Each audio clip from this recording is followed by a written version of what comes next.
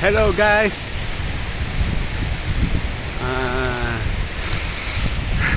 Breathing exercise muna tayo. Inhale, exhale. Inhale, exhale. One last. Inhale, exhale. Isang magandang tanghali sa inyong lahat. Try natin maging pure Tagalog ngayon. Maganda ba ang aking view? Thank you very much for watching. We are now here in the beautiful beach of White Beach of Boracay Island. Last we'll be spending English na naman. Last na lang, ilang araw na lang tayo dito, 3 days, 4 days. For last 4 days na-feel ko na maganda mag-vlog ngayon kasi I think I'm alone. Pag-aari ko ang buong island. Okay, para bigyan kayo ng update, lilipat po tayo sa isang napakagandang hostel. Pag pupunta kayo ng Boracay, hanap lang kayo ng hostel. Ang pinakamagandang gawin dito, travel alone. Kasi usually mga tao gusto lagi may kasama. Pwede naman mag-travel alone. Kasi dito you're free to do anong gusto mong gawin araw-araw. Kanina pagising ko alas 7 ng umaga, pumunta ako dito sa beach. Naligo ako dyan kanina. Kasi super walking distance yung aking tinulugan kagabi. Shout out sa Noes Cottages kay Ate Noemi. Kung gusto niyo ng beach, yung sobrang lapit lang sa beach, kontakin niyo po si Ate Noemi.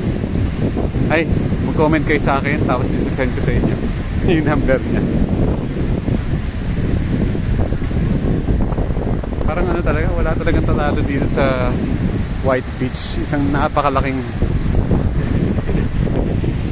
pinakamahabang beachfront. Ayun o, hanggang dun. Punta dito, papunta dito, papunta dito, papunta dito, hanggang dun sa kabila.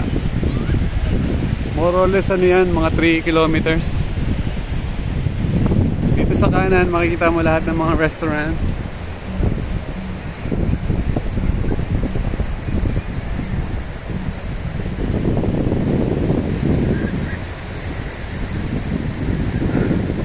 Super relaxing. Actually, ano na talaga, malalapit na matapos ang ating healing. Dito po sa Boracay, nag-healing tayo ng ating katawan, ng ating utak, at ng ating emosyon, ng ating puso. Minsan kailangan ng tao ng healing.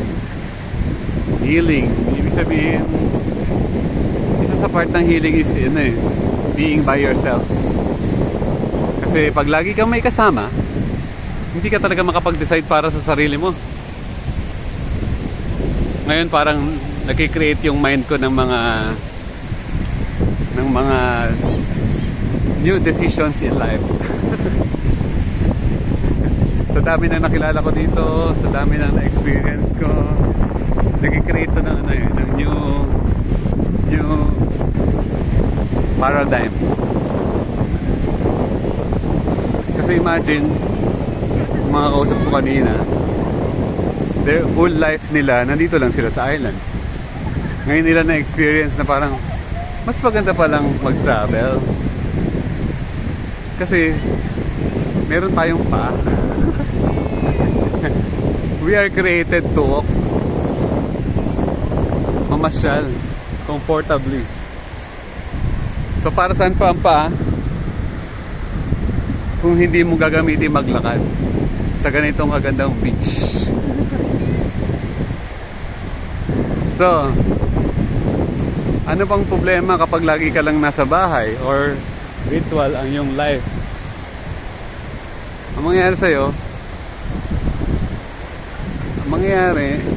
hindi nagiging ritual. Nagiging ritual ang life mo hanggang sa nagsasawa ka sa nangyayari. Ang tawag doon ay over familiarity. So para ma-break yung over familiarity mo, you need to travel. Woo! Yung mga taga rito, hindi na nila na-appreciate yung ganda ng beach kasi taga rito na sila, araw-araw nila nakikita eh. Pero yung mga turista na bagong dating dito, gustong gusto magpa-araw. Pero yung mga taga rito, hindi na nila na-appreciate. Kaya ang solusyon, para lagi mong na-appreciate lahat ng mga bagay sa life, you need to travel. At least, kahit singulan nyo mga once a month, mga small travel lang. Yung mga punta lang sa pinakamalapit na dagat, pinakamalapit na ilog. Pwede na yun. Kasi hanggat hindi mo sisimulan, magugulat ka na lang. Yung routine ng buhay mo, nagulat ka na lang, tumanda ka na, nagkaroon ka na ng kulubot. Hindi mo pa nagawa yung mga gusto mo sa life. Tuwan-tuwa ako kasi dami ko nakilala dito ng mga solo travelers. May mga nanay, may mga kabataan, mayroong mag-ina, iba't ibang status ng life. Bigla na rin sila nagpunta dito dahil na-realize nila na parang sayang naman ng buhay, hindi ako makarating ng Boracay. Ay, manood muna tayo dito. Ang dami nanonood, may gawain. Dito na natin tatapusin to.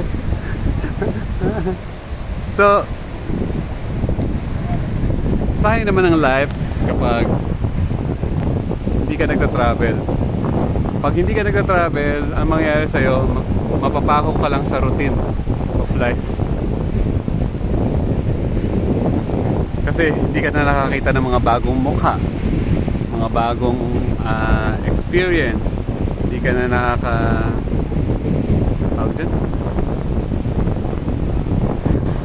hindi ka na nakaka-experience ng mga bagong bagay sa buhay. Kasi lagi mo nakikita. Kaya sabi ko, grabe, maganda talaga itong ginagawa ko sa life kasi solusyon ito, mag-travel. Kasi pag di ka nag-travel, magiging routine yung takbo ng life. Nai-guess nyo ba yung gusto kong sabihin? Naintindihan nyo na ba? Kailan ka huling nag-travel? Meron bang travel na malungkot?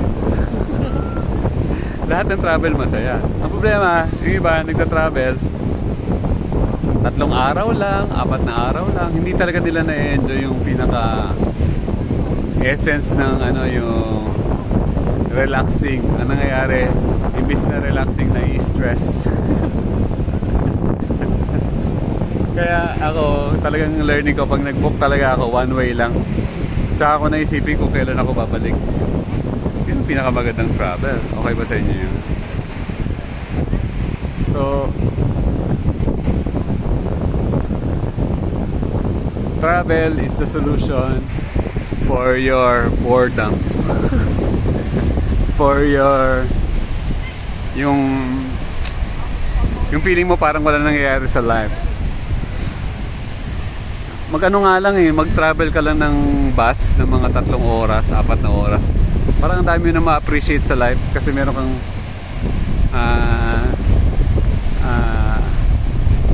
nare-realize sa bawat travel. Meron kang pumapasok sa isip mo, ting ting ting. Maalala mo yung mga friends, maalala mo yung mga nakaraan, nare-realize mo yung ganda ng buhay. Yan ang true essence of buhay sakto. Kaya kayo mga kabuhay sakto, tune in lang kayo dito para lagi kayong updated sa ating mga pasyal.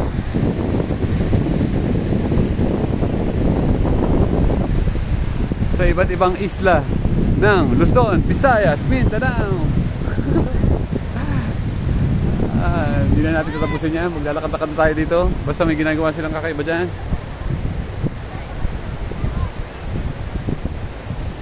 May project sila. Gumagawa sila ng sand structure.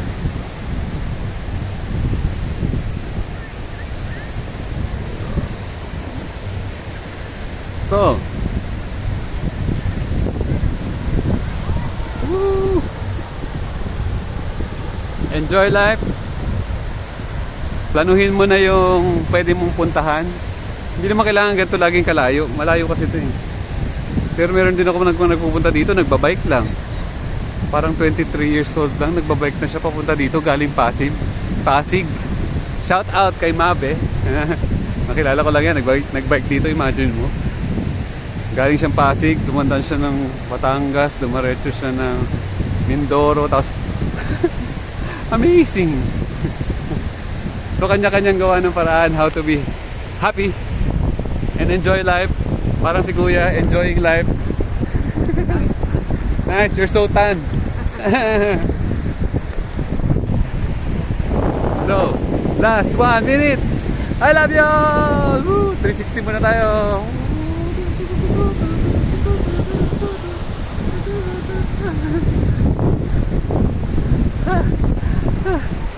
Napagod na ako kasi laki ng bag ko. Mga 6 kilos yata ito. Ang bigat.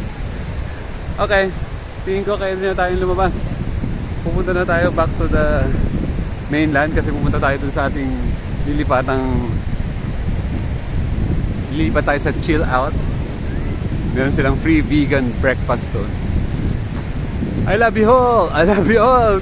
Kapayapaan sa inyong lahat. Thank you for watching. Don't forget to like, subscribe, and hit the notification bell. Doon, no? Peace, peace, kapayapaan sa inyong lahat.